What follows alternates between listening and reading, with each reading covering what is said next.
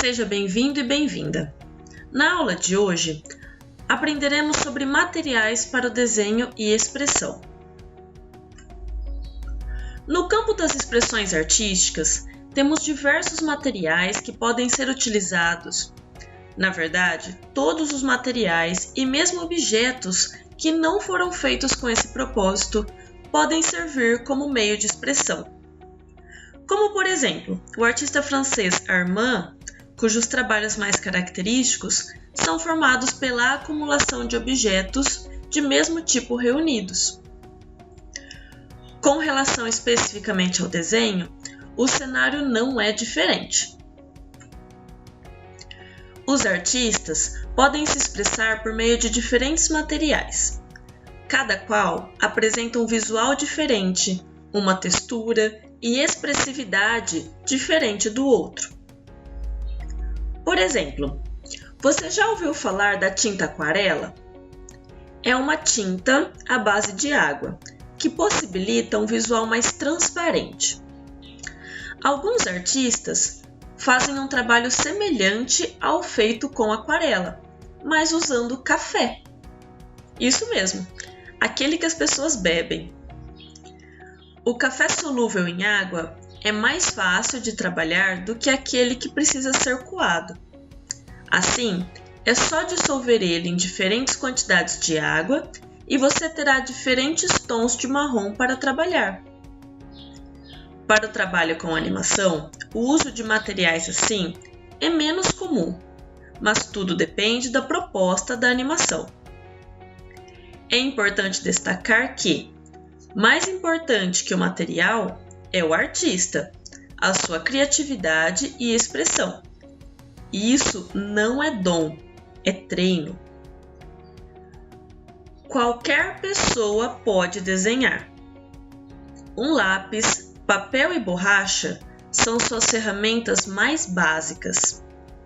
Outras ferramentas estão à disposição, mas para iniciar nessa área, comece pelo básico.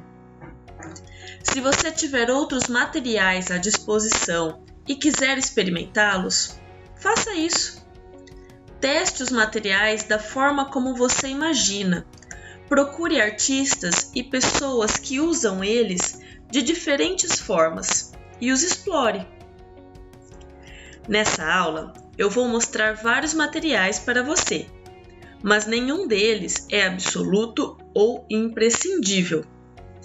O lápis, a borracha e papel mais simples já vão te fornecer material o suficiente para a jornada do desenho. Pessoal, vamos conhecer mais sobre os materiais e seus usos na prática. Aqui eu coloquei vários lápis que eu costumo usar bastante e eu coloquei eles em ordem de acordo do mais duro para o mais macio. Os lápis como o HB e o B, eles são bastante utilizados para esboço e para cinzas mais claros, quando a gente quer fazer tons um pouquinho mais claros. A partir de então, eles são mais utilizados os outros para sombreamento, certo? Aqui tem vários, entre o 3B e o 6B, existem vários outros lápis, mas eu nem tenho porque eu quase não utilizo. Cada material é de acordo com a adaptação do próprio artista, então você não precisa ter todos os materiais, assim como não precisa fazer os mesmos efeitos de todas as pessoas. Tudo depende da forma como você trabalha. Eu, por exemplo, quase não uso os lápis que ficam aqui intermediando, certo? No entanto, depois do HB nós temos o B, o 2B, o 3B. Aqui no meio temos o 4 e o 5B, o 6B, o 7B, que também eu não tenho, o 8B e o 9B. Reparem que a gente vai da gradação mais clara para a mais escura. Além dos grafites, nós temos outros lápis com minas diferentes. A mina nada mais é do que a parte do lápis que risca, então nesse caso a mina é o grafite. No entanto, nós temos lápis como o carvão, onde a mina é o próprio carvão. Nós temos em formato de lápis e nós temos em formato de bastão. O bastão fui eu mesma que enrolei e é bastante comum os artistas que gostam de usar bastão enrolar num papelzinho, porque ele realmente mancha muito. Então, dessa forma, ele não mancha a mão do artista. Nós ainda temos outros lápis diferentes, como por exemplo o lápis branco, que ele é bastante utilizado para papéis mais escuros ou papéis coloridos, como esse aqui, ó. Algumas pessoas usam o próprio lápis branco de cor. Esse daqui é um lápis conhecido como pastel branco ou carvão branco, depende de como se compra.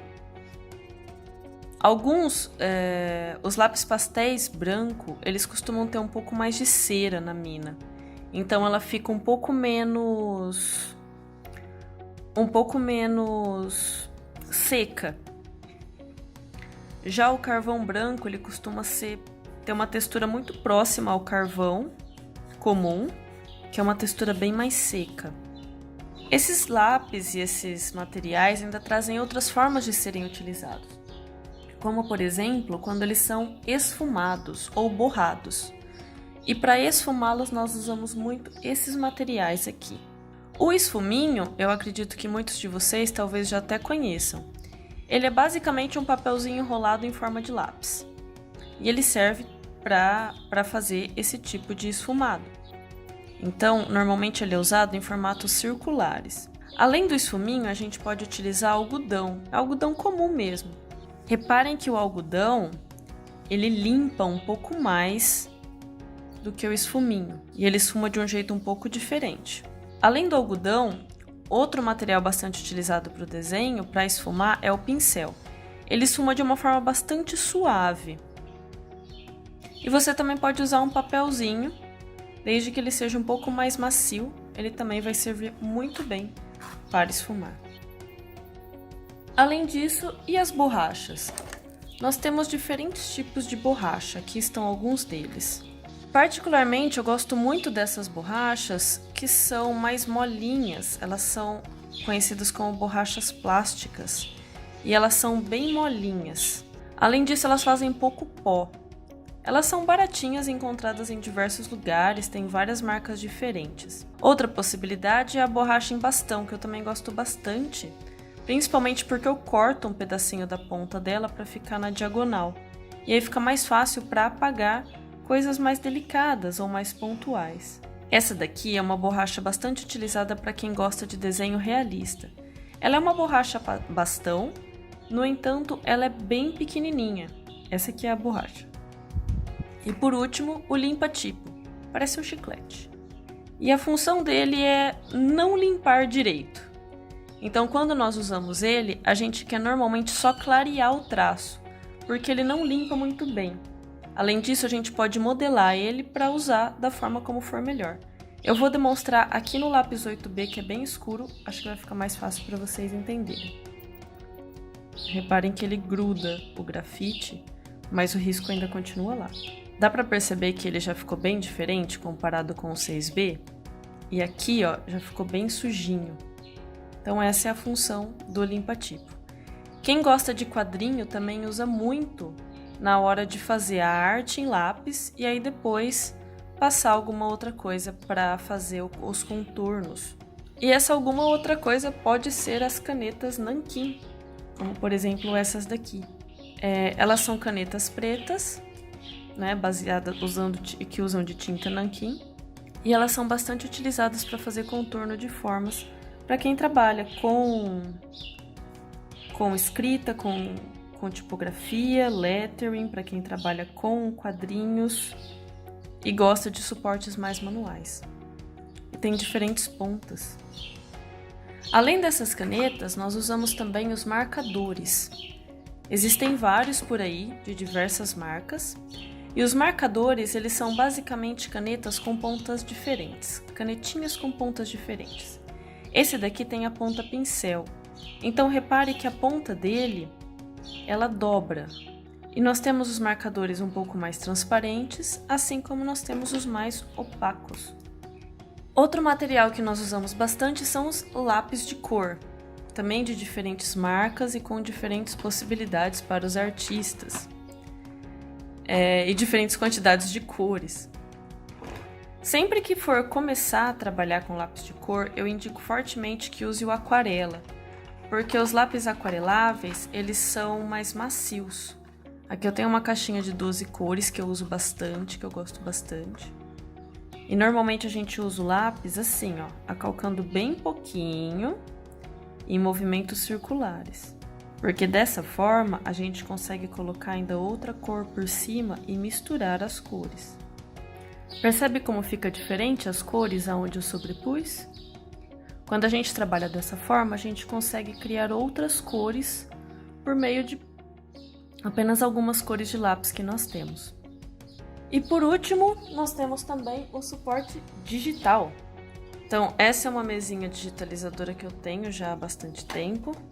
Ela vem com a canetinha e ela vem com o cabinho que é conectado nela e tem a entrada USB para conectar no computador. Essa canetinha funciona como se fosse um lápis ou uma caneta mesmo, onde o software do computador entende o traço que essa canetinha está fazendo em cima da mesinha. Então a mesinha é como se fosse o papel. E ainda falando em papel, vamos falar um pouquinho mais sobre os papéis. Nós temos diferentes tipos de papéis, alguns mais duros e outros mais moles, além de diferentes tamanhos. Então esse aqui, por exemplo, ele tem 200 gramas por metro quadrado. Aqui dá para ver melhor. 224, na verdade, gramas por metros quadrados. Isso indica que ele é um papel um pouco mais duro. Ele é um papel de desenho e um pouquinho mais duro. Percebe que a folha dele é um pouco mais dura? Esse daqui já é um papel para aquarela e ele tem 300 gramas por metro quadrado. Ou seja, ele é mais duro ainda do que o outro. Percebe como ele é mais duro? Esse papel aqui ele é próprio para técnicas molhadas, ou seja, técnicas com tintas.